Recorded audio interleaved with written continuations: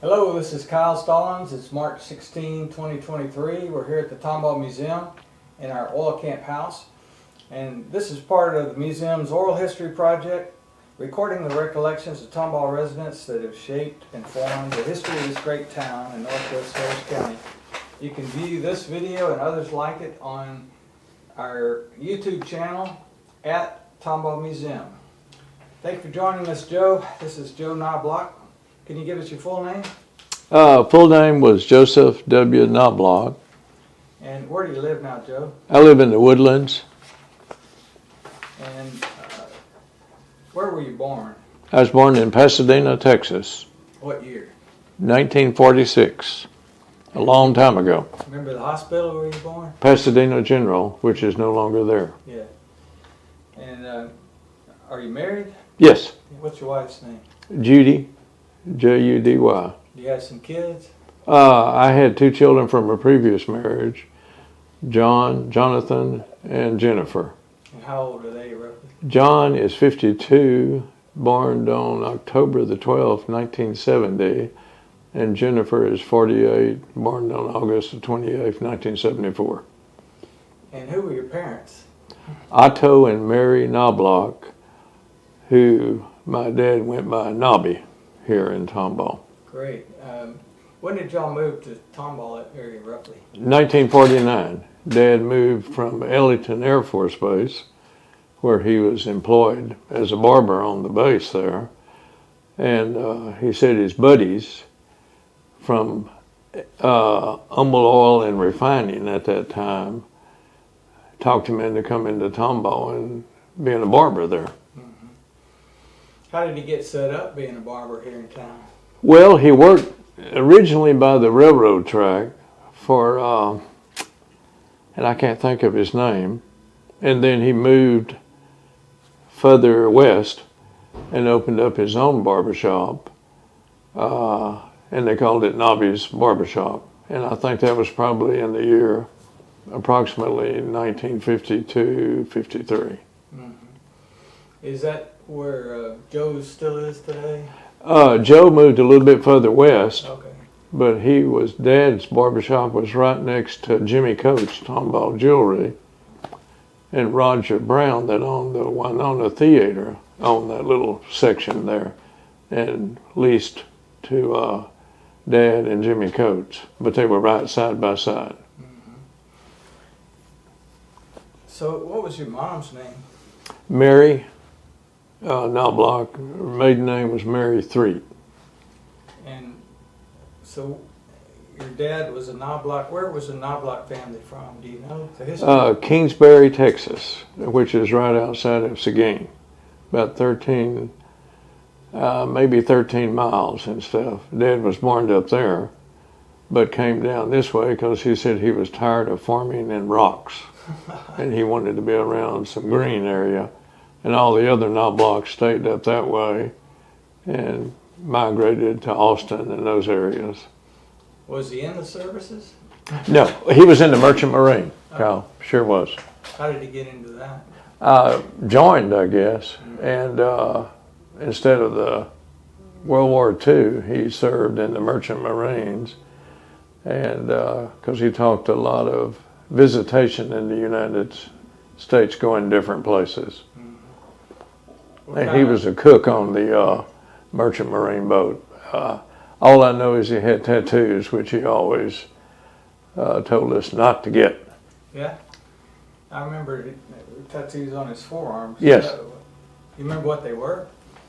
No, one was an anchor, and I think the tattoo on his chest was another anchor. Now on the other forearm, I don't know. He wasn't, quote, proud of them as we were growing up, and he always wore a t-shirt and long sleeve shirt usually. Yeah. You know what kind of boats or ships he served on? No, sure don't. I mean, he never talked about that much. Yeah. About how long was he in? Do you know? 4 years. 4 years. Was that during the war? Yes, yes. And then I don't know how he ended up at Ellington Air Force Base, which was close to LaPorte, as far as Dad would say, but how he ended up down there.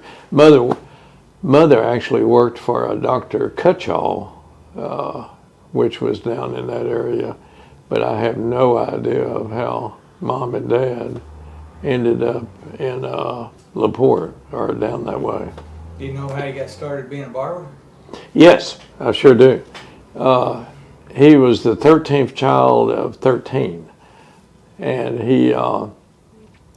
Dad would pass he was the only one that graduated from high school, because most of them were farming or they'd quit. Well, Dad would pass them up in their grade. They'd get mad and the brothers would quit or sisters would quit. And my grandfather, Christoph Knobloch, wanted Dad to go to college because he was the only one that graduated from high school.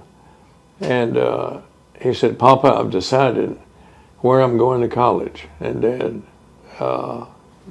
Grandpa Knobloch said, oh, I'm so proud of you. Where?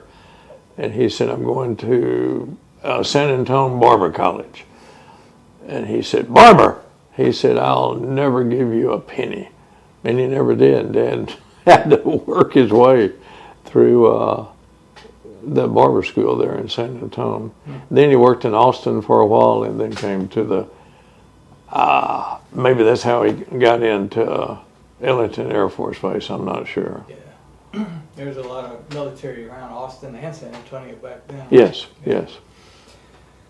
I was looking up on Ancestry and find a grave. There's some of it may not be right, but you mentioned Christoph. That was Knobby's dad. Dad and Mary was the mother, and they're buried up in the Seguin area. All right.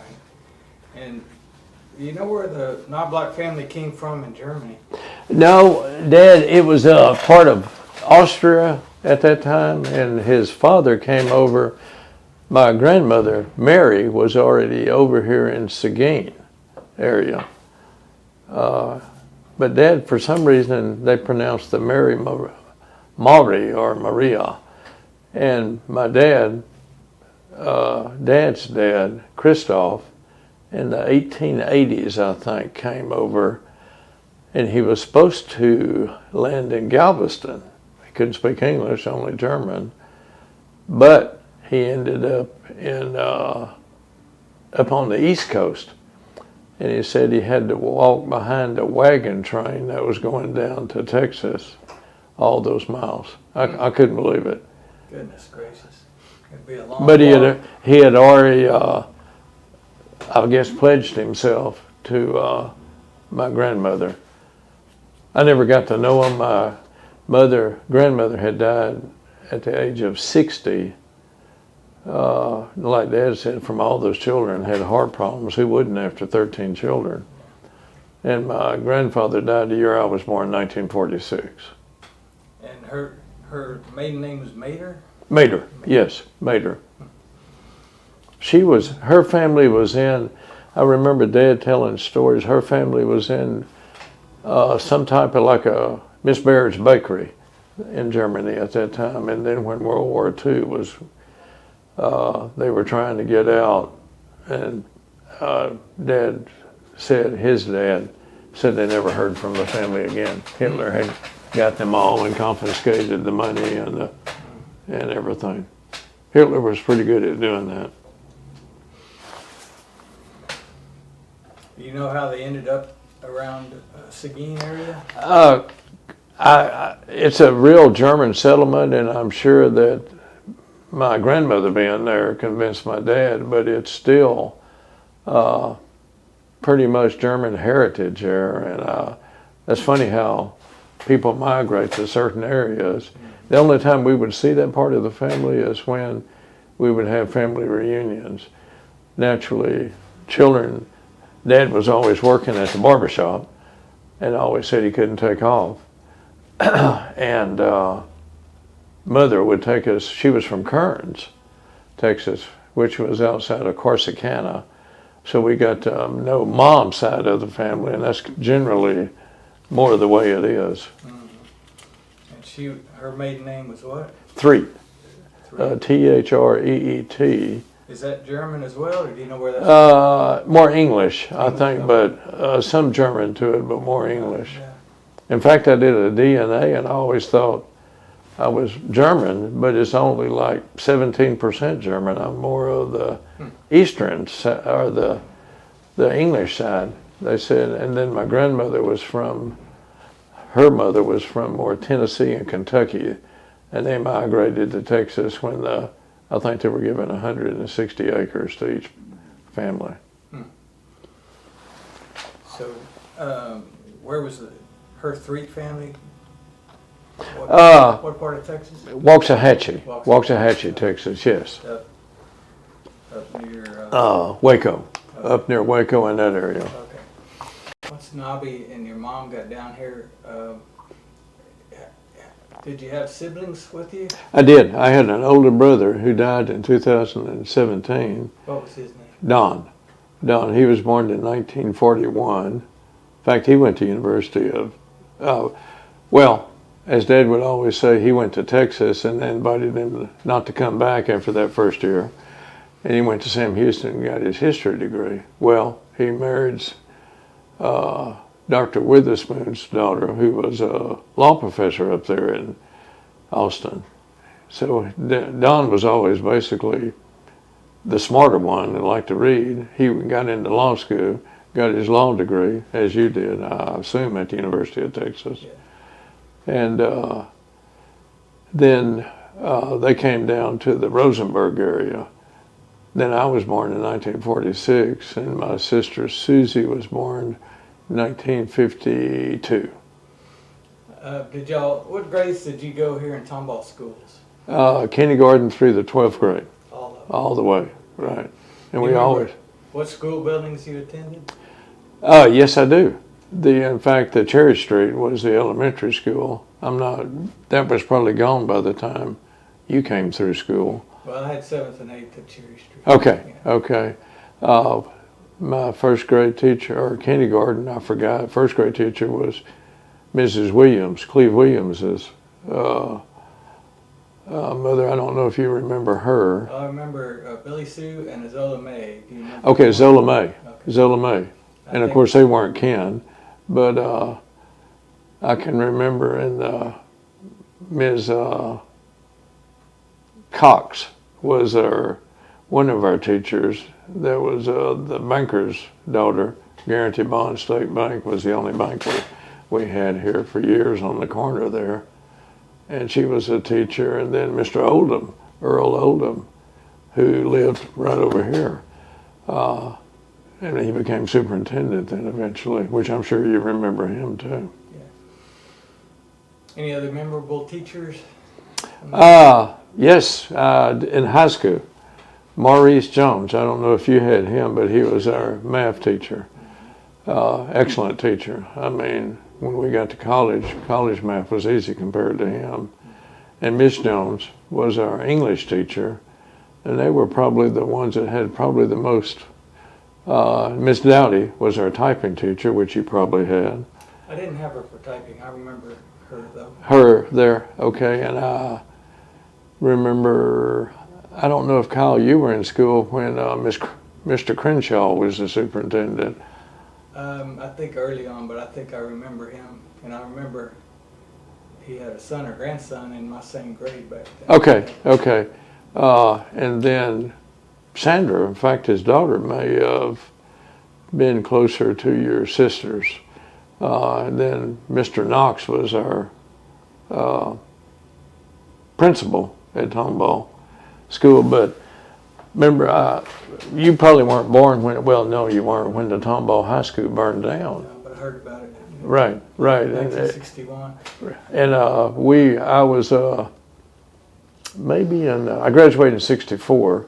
So I was a freshman, but the purse bond issue that failed, and we were going to First Baptist Church, and they had built the elementary school up there by Klein Supermarket, and kids were going everywhere. And then finally, I remember my dad he had a lot of friends, but he was for the school bond issue, but a lot of people weren't for the school bond issue, especially big land owners, for some reason. Like Mr. Lewis, I don't remember if you remember R.E. Lewis, the dairyman. I remember the name. Yes, and he was against it, and there would be a lot of cussing and discussion in the barbershop, and it finally passed. Yeah. But we only occupied half the school because the other half wasn't really being used because our classes were so small. You know, the people you started with in kindergarten were the people you ended up in your senior year. Mainly, you got a few people along the way, but we weren't transit. Nobody. You knew everybody from the senior class down through the freshman class in high school, and even elementary schools. You remember any sports or activities? I played. I didn't band. Mr. Chambers, which I'm sure you remember, Leonard Chambers was here for years, was the band director. I think in the 8th grade I may have joined band, but after my experience with the flutophone, I thought, oh man. So I think I dropped and went into the choir, but I played football under Coach Swan for 4 years, and you had to participate in track at that time. That's the only 2 sports I ever, and there weren't many. Tomball was so small there weren't any hardly, there was no baseball, there was basketball. Of course I was not built for basketball, and not track, just shot put and things like that, not running. But that was our off-season training. We didn't have all the training that they have now. And we weren't very good. Tomball got better, but not during our years. So did your dad cut your hair back then when you were younger? Absolutely. There was only 2 people ever in my life. I don't know if you remember, well, 3. Joe Thomas, and I don't know if you remember Willie Burrow that was in Dad's barbershop. Well, that was Joe Thomas's uncle, and I think Joe Thomas came here in about 57 or 58. He's still here in Tomball living. He sold that building up there, Joe's barbershop, and the other building next to it. But there was only those 3 barbers that had ever. Dad was the only one that ever cut my hair. I mean, and of course what little hair I have right now. And I go to a lady over in Humble now, and Dad would turn over in his grave if he knew I was going to a lady barber, because it was just, a man's man barbershop. So a lot of the newer people in Tomball may not have a picture like we do going to Knobby's to get a haircut. Can you kind of describe how it was there for us? Well, there was always usually, it was all men then. I mean, and a lot of smoke from people smoking, and a lot of choice words being used with men there. But now if a preacher would come in, or a woman would come in to drop off her son, all the the talking would stop, like very quiet. No cussing at all, especially in front of preachers or women.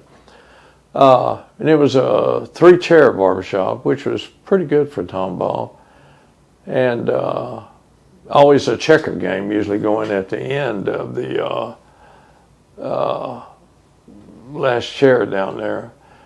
Or dominoes that have light. But I remember I shined. Dad had a shoe shine. My brother was there first, and then I was there for about 8 years, I guess, shining shoes until I went to work for Klein's Supermarket, which was east of that at that time. And I would sack on Saturdays the groceries, but during the summers, Tuesday through Friday, I'd be shining shoes. 25 cents a pair, I remember. But a lot of my early learning was in the barbershop talk. So you hear everything from religion to you name it, and it was being discussed, especially sports. In his ad in the Tomball Cougar Annual, he was always the downtown quarterback club. is what it was called, and they would always be discussing the Friday night game and then college games on Saturdays. I remember those chairs lined up on the wall facing the barber chairs, and there'd always be a few people sitting there, and they'd be talking to everybody getting a haircut, or talking to Knobby, or talking to Yes. Joe. Yes, and several people would stay there. I mean, they'd stay 4 or 5 hours. I mean, just talking. I mean, especially people my age now, and that was kind of their, not really coffee. There wasn't any coffee around, but now Mr. Maston that owned Tomball Pharmacy was across the street, and that's where I would always, Joe boy, go get me a Camels. My dad smoked, unbelievable, 4 packs of Camels a day. He'd have a Camel on one end, a Camel on the other, a cigarette, so he could just turn around. People would even be, I don't think they smoked in the chair, but him and Joe both smoked, and half the cigarettes would burn out, but I remember all that smoking, and you'd almost open the door up and the smoke would be out almost like a casino.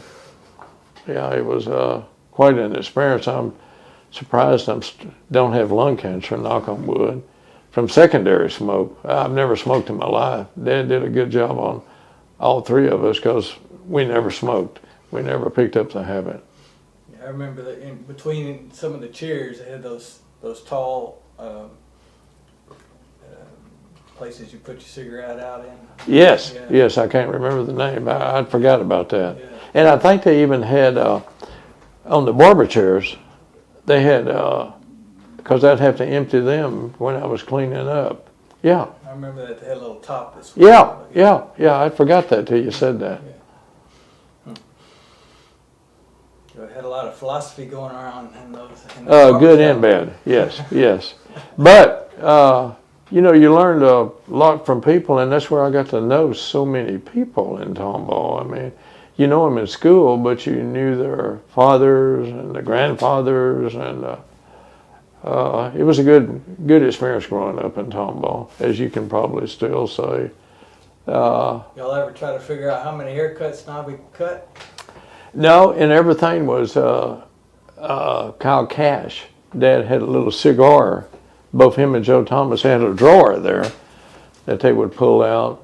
Nobody wrote checks hardly then. I mean, a haircut, I can remember maybe $1.50, and then it would go up $1.75 to $2, and all or people would just say, "Oh gosh, Knobby, I don't see how we're ever going to afford this." And then people that have hairline like mine, they'd say, "You should give us a discount. We don't have much hair to cut." And Dad would say, "You should pay me more to find your hair." Yeah, he always had to come back for pretty well anything. And I think Dad, a lot of people came in the barbershop.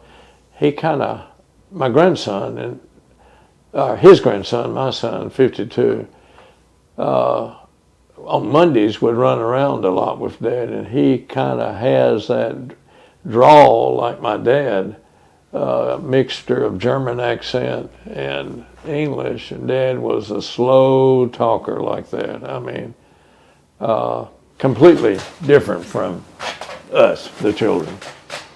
Yeah, I remember his talk. It was pretty unique, pretty cool. Did he speak German? Yes, very much so.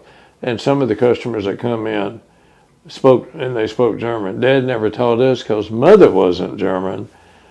And so we never learned, but Dad, he would talk in his sleep, and he would talk in German. Still, he'd revert back to that initial language. When he went to school in Seguin, he couldn't speak English. None of them could. They couldn't, instead of English second, like the Hispanic language, learning English. Dad, the German community up there had to learn English up there. And all the church services, Dad would talk about the women and children would be on one side of the church and the men would sit on the other side, and they were all in German. I mean, it was a different lifestyle then. Do you remember, was it a Texas dialect, or was it Germany? No, it had a Texas dialect, because whenever we'd go up for reunions, It was all German going. The best thing I liked about reunions was the homemade bread. I mean, and the food. It was good. And there would always be a lot of beer going around. But I never liked the taste of beer. I mean, you know, it was there if you wanted it, but it was just, I'm not a, either you like it or you don't. Did y'all have any German recipes handed down through the family? The ones I remember, Dad didn't like sauerkraut of all things. And Mother never made it. You know, in that era, we only got to eat what Dad liked. I mean, Mother, I had never eaten Mexican food in my life till I went to college. Never eaten a pizza till I went to college. So it was just, you know, probably German potato salad. It was made hot. Cucumbers and onions. Mother made that. Good desserts, but Mother made good desserts. She'd always say, when I came in from school, I'd always say, "What's for dessert, Mom?" Instead of, "What's for supper?" And the supper was the big meal at our house, because Dad didn't eat breakfast and he didn't eat lunch. So when he came home, it was, you know, ready. Yeah. You remember what grade or what year roughly you started at Klein's? I was a junior in high school, so that would be 63. Tell us how you got that job and how that went. Well, I would see Klein's, you know, go shopping with Mom, and I thought, man, I can sack those groceries.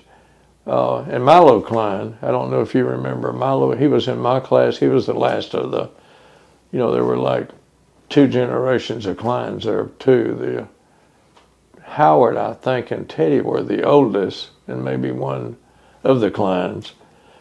And Robert had the grocery store. He was always the one running the grocery store at the old location. And I thought, thought to myself, I can sack those groceries. So I went down and asked Robert for a job. He said, sure. But I didn't realize when you worked at the grocery store, you also worked at the funeral home. I don't know if you remember, the funeral home was behind the barber shop there, kind of across from the, you know where Nicole's filling station was, Junior Nicole's. The funeral home was in a 2-story there, and you would have on Saturdays, if you were working on Saturdays, they had the ambulance, so you'd have to go out with Art Neiman. I don't know if you remember the Neimans or wherever he lived in Kyle, where the old post office is. Do you remember where the old post office is? Yes, where the Klein's mansion was beside that, and Art Neiman was kind of the manager of, or the bookkeeper of Klein's. And so they lived there in the old Klein house, but you had to double up and as you were an EMT on the ambulance. Well, a sacker going to EMT, which was, it told me I didn't want to get into the funeral home business as far as that part of the business, because you had to help rearrange the caskets and stuff when you weren't busy at the grocery store. But I enjoyed it. I mean, it taught me customer skills. Got to get a lot of good tip money because people would come to the store on Saturday. That was a big grocery day.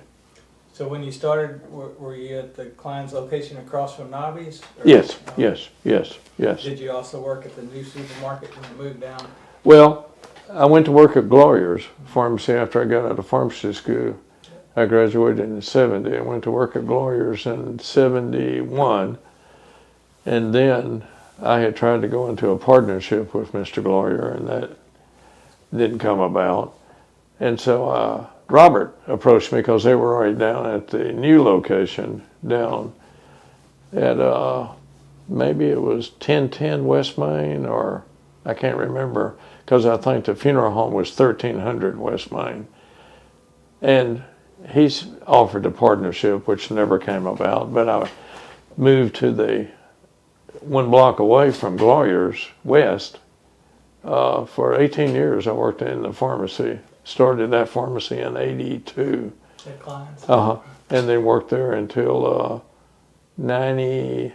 the end of '99. Craig Gracie and I worked there, and I left. I was thinking got to be about 53 at that time, and I'm thinking, gosh, I'm getting old. If I ever am going to get benefits, I better go to work for one of these chains, which, hindsight, you wish you had done that years before that and got the stock instead of thinking, well, I'm going to get a partnership one day, I'm going to get a partnership one day.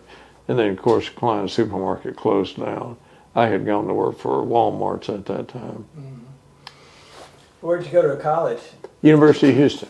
You had three choices in college. You could either, first 2 years I went to Sam Houston, I knew I wasn't ready for University of Houston because it was huge compared to Sam Houston. Sam Houston in 1964, it was like high school, basically. You had probably 3,200 or 3,500 total students. Our classes were 25, just like high school. So I took my pre-pharmacy, went to pharmacy school there at University of Houston, and you could either have gone to University of Texas, which I wanted to, but Dad said, I can't afford it. You're going to have to go somewhere closer. Well, the only other two schools was TSU, and of course that's still, whites do go there now, but mostly it was a black university. And then, so I went to University of Houston. There were only three schools at that time. Hey, what year did you get your pharmacy? 1970. And I went to Target because Target at that time had, I was working, it used to be a Manning Dugan chain in Houston. I worked for Dugan's. To get my 3-year apprentice, you had to get 1,500 hours in a pharmacy experience as you were going to school. So you could take the state board when you graduated. Well, then Dugan's was bought out by Eckerd's, which became CVS. And Target offered me $100 more a month to work for them, so I took that. And then Target, a couple of years later, after I came to Gloria's, they left, got out of the pharmacy business, not the big store business, but then they got back into the pharmacy business years later. Mm-hmm. So how long did you work at Gloria's? 10 years. 10 years at Gloria's, 18 years at Klein's, and then I finished. Then I got married in 2000 to Judy. And we moved up to Nacogdoches until the year 2017, thinking we were going to retire because we thought, Houston's growing, getting bigger, busy.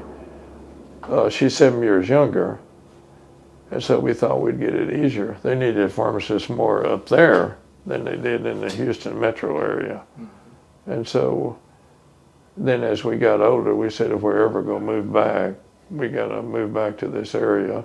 So we came back in 17 and settled in the Woodlands. And I still help out at, Tomball Health Mart, which is across from Tomball Hospital. I'm 76, but I still enjoy people. I see some of my older customers, like the Hildegeises, and Thomas Gloria trades over there, and some old Tomball people, as we call them. Yeah. Dad never got into politics because he depended on customers, and he didn't want to get cross. That's just like when people would ask him to run for city council, ask him to run for this, or run for church offices. Either we attended Zion Lutheran Church, and Dad was never in office.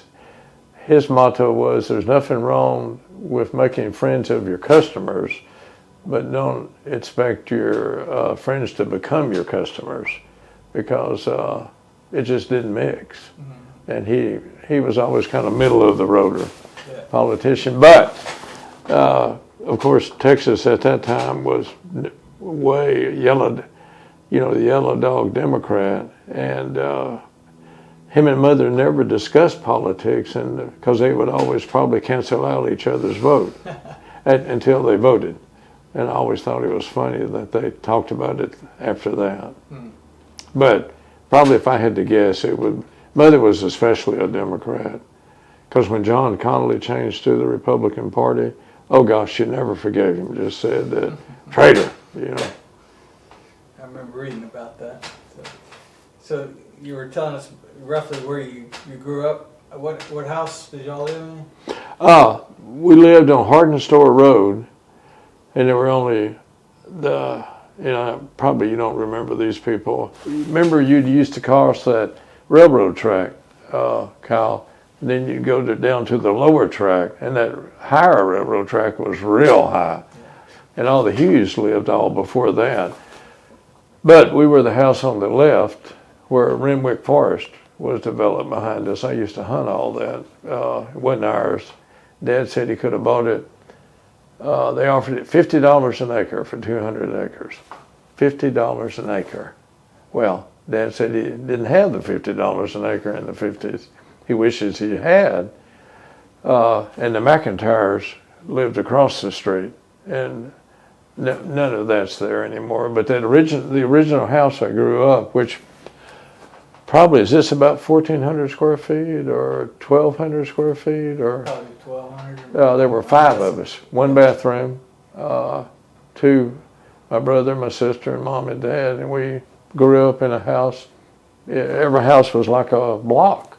Like a square. How many bedrooms were in it? 3 bedrooms. Mm-hmm. My brother's bedroom and it may have been that size. We had 1 closet, a little closet, 2 beds in there. Mm-hmm. That was in a kitchen and a table like this and a living room where we watched TV. Now they added on during the year, like added the front porch on, added the back porch on, 2-car garage, and then Dad had 6 acres there, and so we raised cows, pigeons, rabbits, chickens, and I learned how to do all of that. Cattle, whenever we'd kill a calf or the hog, you learn all those things, but wouldn't want to, and how to pick a chicken, pluck a chicken, and all that. It's about like you growing up on the, was it your grandfather had the dairy? Is that correct? That's right. Yeah. Where Tomball Hospital is. Is that? That's right. Right. Right. But by the time I came along, my dad didn't like animals, so we didn't have any growing up. No. He. That's probably why he went. I remember the story about your dad, Teddy Klein, and I think him were in the University of Texas together, and Teddy, who owned the funeral home, would always talk about your dad, how smart he was, Kyle. I don't know if you knew how smart your dad was. He said Teddy said he would be in classes with Troy, and Troy would basically be sleeping through the class, make A's. Teddy would study and study and study. Never could do as well as your dad. He said he just had a memory that obviously was quite good. That's the way my little brother was. He never studied, always made better grades than I did. Yeah. I mean, Teddy, I remember that story working at Klein's, a lot of how smart your dad was. Did you ever do ag? No. Shows? No, and you couldn't, at Tomball at that time, if you were playing sports, you weren't allowed in ag. Polly Parker, of course, that became a superintendent, was the ag teacher. And Mr. Stutz, I don't know if you remember, was the shop teacher. And of course and remember the men, they're the ones that drove the school buses. No women were ever on a school bus. That's the way I remember Mr. Stutz driving the school bus. Yes, and we had shop under Mr. Stutz, right there where that addition, the band hall was part and the shop was in the other back part of it, I think. And then our football, the dressing room was behind that, where the new football field was. Yeah, it was, of course that didn't burn down, so they kept that, the football field. And the old gym didn't burn. I don't know if you knew that, where that old gym, they probably replaced it now. Well, I remember that. So the newer high school that I went to on Main Street after the fire, they built it on the same basic place, and then right behind it they had an auditorium, and then behind the auditorium was like the band hall and some other things. Yes, right? yes. And the auditorium was where we graduated, and we'd have. We thought it was huge, of course. And we've been to our grandchildren. They go to Grand Oaks over there, and the auditorium that they're in, which is a huge school, it's not that much bigger than the auditorium we had. I mean, I'm sure there's more seats on the side. But talking about the auditorium, did you ever go to the old theater, Winona Theater? Yes. And remember the bottom was reserved for us, when I say white people, and the blacks would be up on the. See, when I went to school, there was no integration. I mean, which I had black friends. I mean, on Hardin Store Road, John and I can't think of her name. I would always down on Juneteenth Day. I would be this happy white face down there eating barbecue with John and his wife. I just didn't. The blacks went to Huffsmith. We knew that, and the whites, but the Hispanics went to. And as I got older, I never could understand. I don't know if you remember if there were any Florists in your class. Probably not, at that time. But I never knew why that existed till I went to. I worked at the pharmacy, getting my hours in Bel Air. And I saw, like white fountains, black fountains, white bathrooms, and I'm thinking, what is this? Until we didn't grow up with that. And it must have had integration right after you came to school, because by the time I got there, we were using the Huffsmith campus as 7th and 8th grades for all this. Yes, I think my sister Susan went there, and Mr. What was his name? Was the principal. I can see his face, but I can't remember his name. He was a coach too at one time. Kyle, and I can't think of his. There's too many. The kids say, okay, Opa they call me, which is Grandpa in German, the two grandkids we have. And I said, I have too many gigabytes of memory to go through till I get to that part. I said, y'all are faster. Y'all don't have as much memory in your brain as we do. Do you remember anything about, we've had people talk about the Tomball fair rodeo?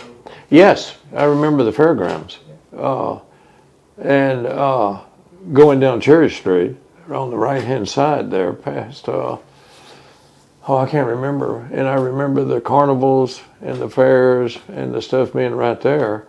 But I remember also going to the Cy-Fair rodeo. I don't know if you knew that was going on Telge. I've seen pictures of it. On Friday nights, we would go there every once in a while, especially. But now, the only ones that would probably are the ag people that would probably really participate in that. And I don't know. And there weren't really the surfer and the cowboys as the way Cy-Fair. That was the only school around then.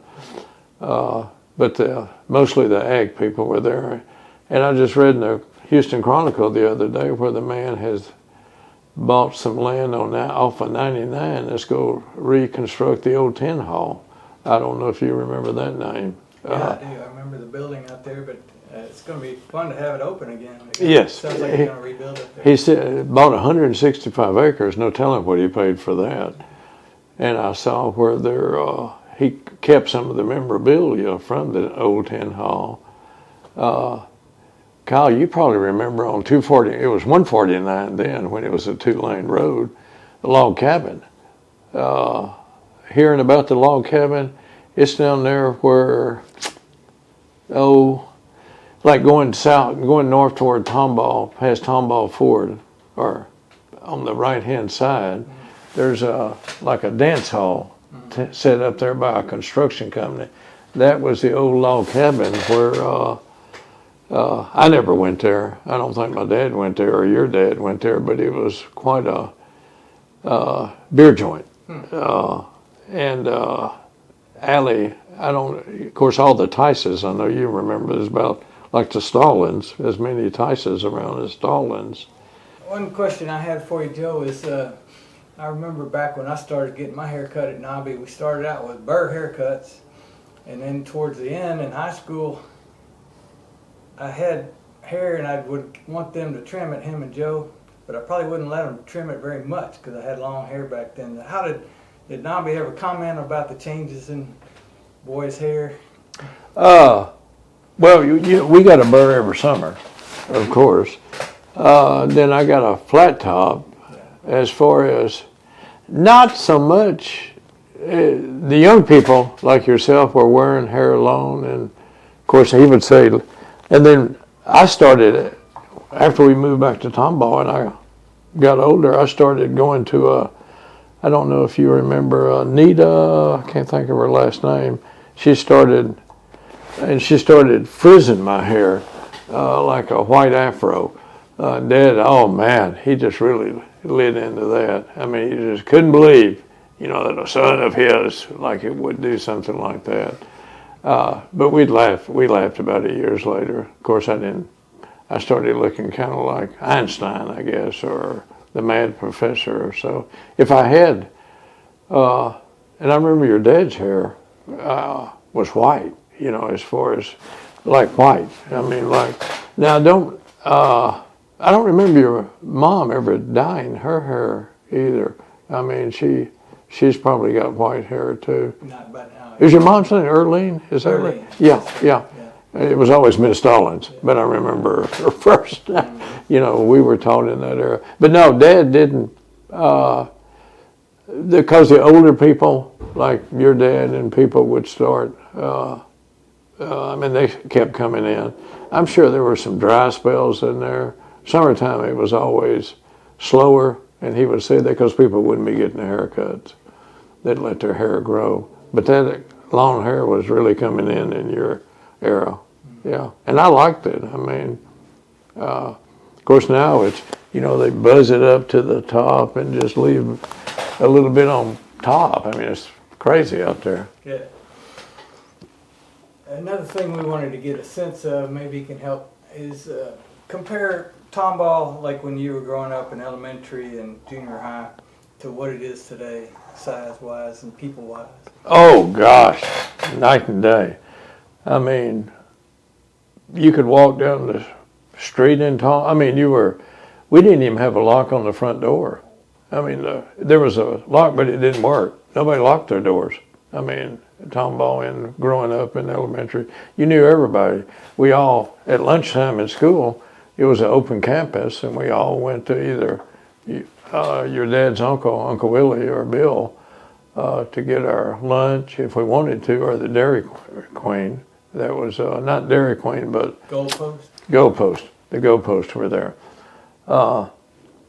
and everybody left campus. Of course, now if they left campus, nobody would come back, and there was a lot more. You didn't worry about people snatching each other. You didn't worry about. We were naive. It was like a little village of our own with a bubble around us. Nothing really ever happened. I mean, if no crime. I don't know if you remember I think the sheriff was Mr. Bolton or J.C. Bolton. And Allie Tice was the constable. And they would, you'd see him in the barbershop a lot. And Shorty, Mr. Browder Broward, maybe? Yeah, I can't remember him too much. But, Mr. Bolton was the one that you'd see driving around town, the local law. There was only one, I think. That was it. Yeah. Now there's, police everywhere, police in schools. When you were in high school, there weren't any police, like a Tomball Independent School District police. I don't think so. No, that didn't come until later. So everything was much going back in time.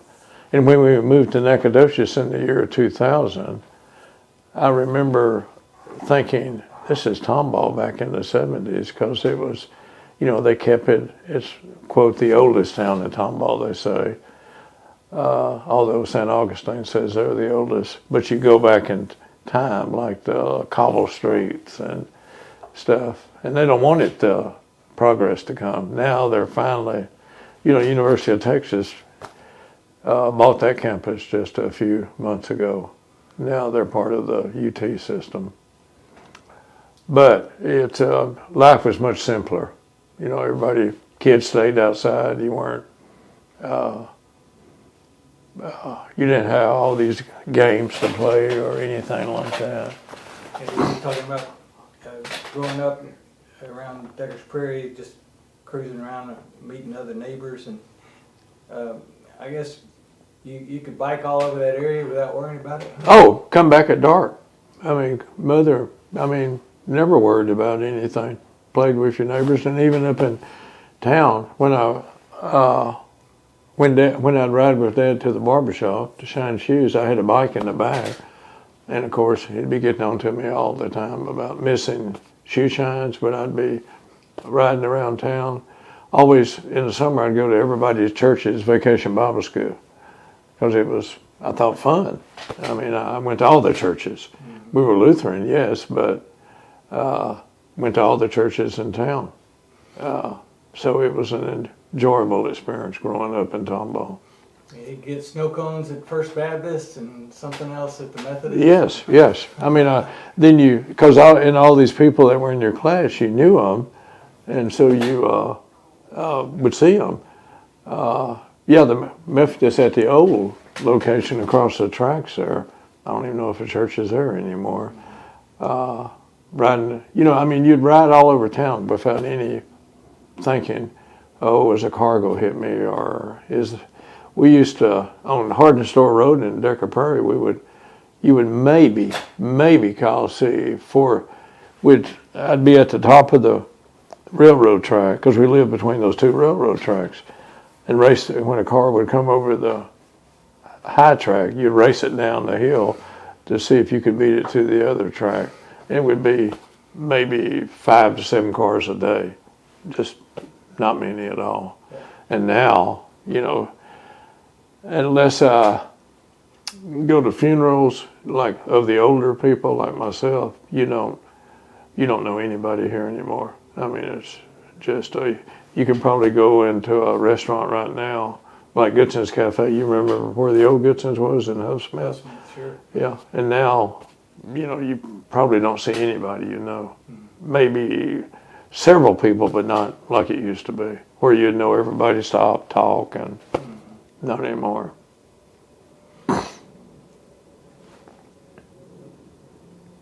It was kind of like, what's that TV show with the Fonz and Happy Days. Happy Days.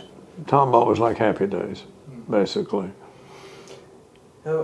What's your favorite event that you remember growing up in Tomball? Is there one event that stands out more than any? Or favorite event? Probably as I got older, probably the Tomball Christmas Parade. I thought that was like a Macy's Day Parade, or waiting until that came. And that was when I was older, because we didn't really have that. And the Easter egg hunt out at the Old Oil camp. Probably y'all didn't have that when you were in school. And I thought that was exciting to go out to the old camp where all these houses were before they moved them all. Do you remember where it was? Was it around the houses or around their convention little hall? Or Kyle, the best I can remember, it was down 249 on the right-hand side, kind of where the refinery, where the gas plant was, over in that area. And all the, and the favorite event was hearing the old timers come in and like Mr. Klepper that worked for Humble Oil and Refinery. All the Tommy Johnston's dead. I mean, Wesley Johnson and all the crew, they would all come in and talk about the events in Tomball. That was probably the favorite times, hearing the stories of Tomball. And especially on Saturdays when the real old timers would come in and tell stories. I'm sure you heard a lot of good stories in the barbershop. Yes, Yeah. yes, we sure did. So growing up out there in Deckers Prairie, you were pretty close to Mr. Niddick's lake. Did you ever go over there? Yes, went fishing. Went fishing a lot over there. Mr. Knight, it was always free. And Beverly and Dale, which were older. Dale was in my brother's class, which was, Don was 40. He was 5 years ahead of me. And Beverly, oh man, I thought she was beautiful. We'd ride the school bus with him when I was little. In fact, the school bus that came in, Mr. Jones drove our school bus. First he'd pick up Decker Prairie, then he'd pick up the stagecoach side, and everybody rode on one bus. Yeah, that was it. That was Maurice Jones? Uh-huh.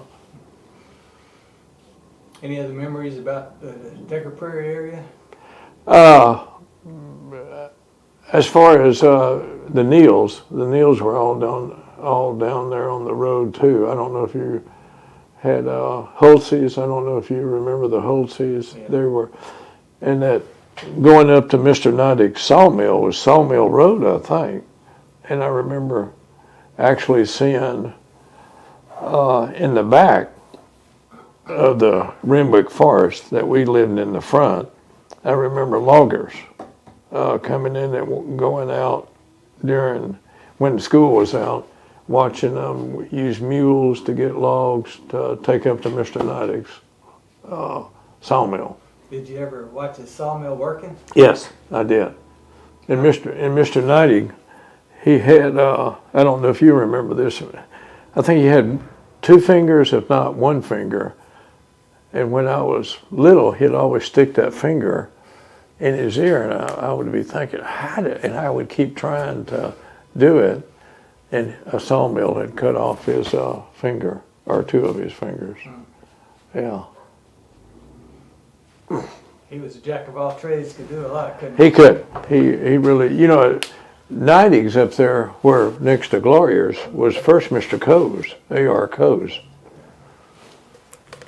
And then Mr. Niddick bought it, and I thought, man, and of course the people that, when you had a job, people were there forever. I mean, people didn't leave jobs.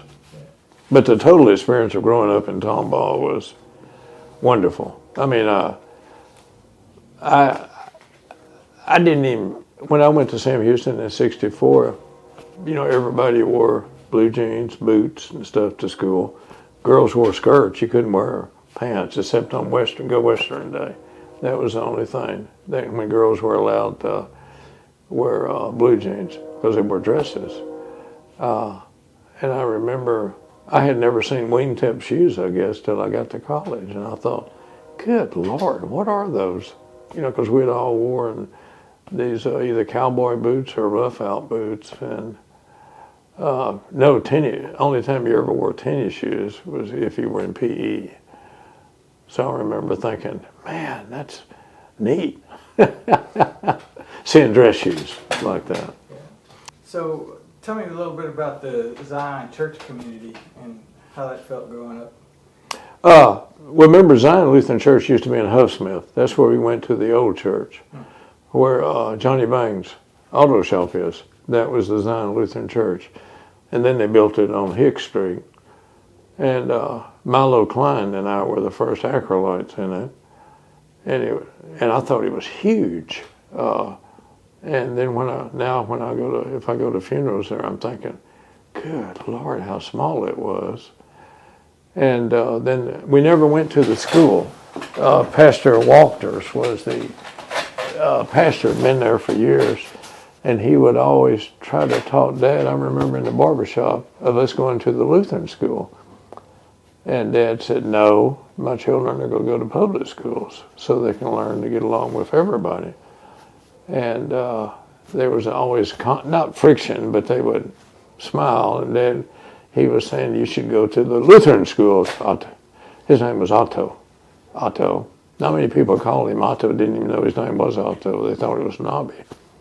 And they, all these years, called a lot of people still today, because my name is Joe, they think Joe Thomas was my dad, not Knobby. Because Dad was so short and I grew tall. In fact, the barns out there at Decker Prairie were maybe if you were 5'2" or 5'3". I mean, Dad was probably 5'5", 5'6". Well, all the barns' roofs are way down. Well, my brother, I grew to 6'1", and my brother was 5'10" probably, and we'd have to, when we'd take feed in, I'd always be griping, why'd you build these barns so low, Dad? I thought I was going to have short boys. But the church, we were there every Sunday, every Sunday, Dad.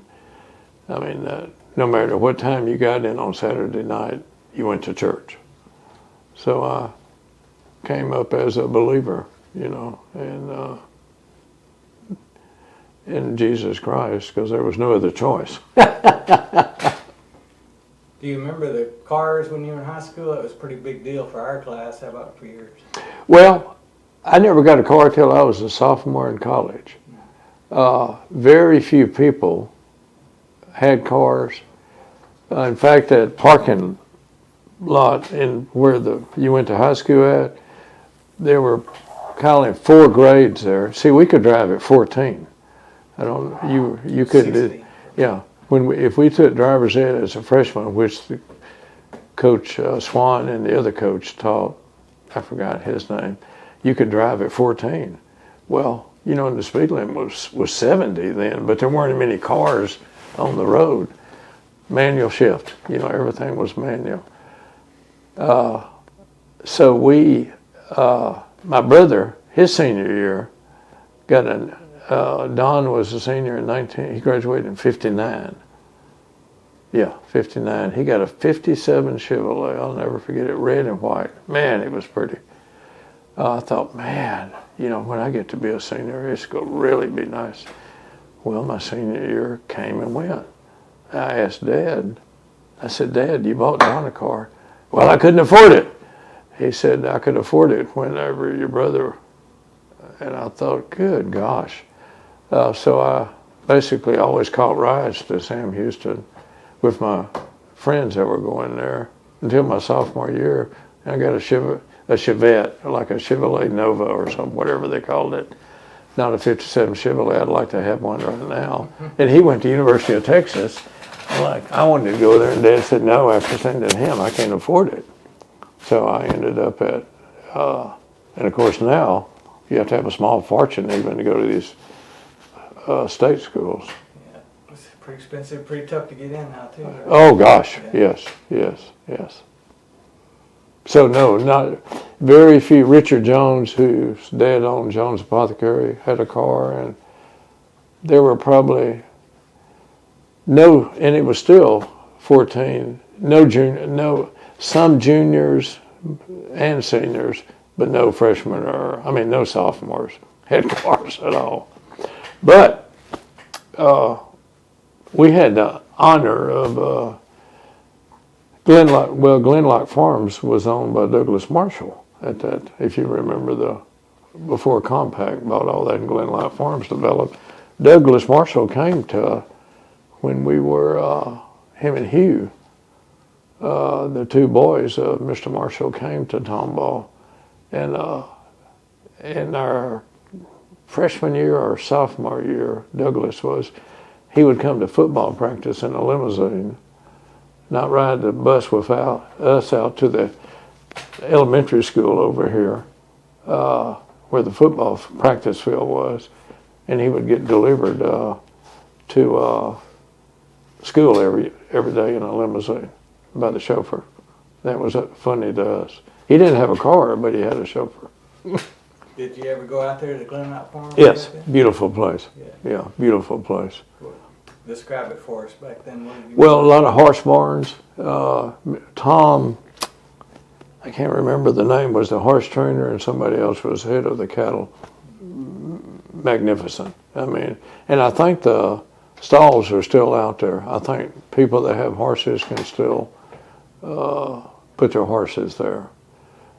But that was one of the places, and you had we always heard of course, Douglas Marshall married into the Cullen money, which was the University of Houston, the Cullen family, the oil money. And they had a big 10,000 acre ranch in San Antonio. That was, but this was the showpiece of, who was that actor that, his Arabian Horses, Swayze, Patrick Swayze. Patrick Swayze and his wife would always come out there and buy horses. I never got to see them, but Patrick Swayze would come by the Arabian Horses at Glenlock Farms.